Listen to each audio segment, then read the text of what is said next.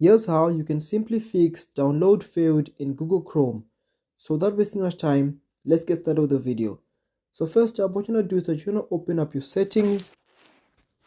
Once you do that, scroll down and locate the apps option and then search for Chrome. Click on Chrome once you find it. And what you're going to do is that you're going to go over to the permissions. So locate the permissions. Once you do that, you want to make sure that all the permissions are allowed. So make sure you allow all of the permissions. So turn on all the permissions. Once you do that, go back and then go over to mobile data, which will be under the Chrome section. So locate mobile data. Then what you want to do is that you want to make sure that allow background data usage is on, and you want to make sure that allow data usage while data saver is on. You want to make sure that all these two options are on. So turn on both of these options. Make sure they are turned on. I don't have a problem, so I'm just going to switch it off for now.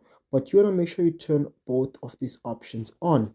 Once you do that, what you're going to do now is that you want to go back, and then so you can simply go back and then scroll down again, and then you want to make sure that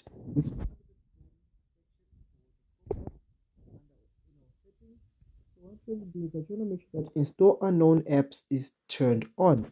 So make sure that install unknown apps is turned on. Once you do that, the second method is that you can simply exit your settings and go over to Chrome. Once you do that, click on these three dots right over here at the top right and then click on settings. Then once you do that, you can then simply scroll down and locate the downloads option. So click on the downloads option, and then you want to make sure that you have selected a download pathway. So you want to make sure that your downloads are actually going over to your internal storage. So make sure that your downloads are going to your internal storage. And then the other option is that you can simply try updating your phone and then restarting your phone, and that should fix your problem. So if you enjoyed this video or if you found it helpful, or if it did help you, please leave a comment and subscribe to the channel. Leave a like on this video, and I'll see you in future tutorials.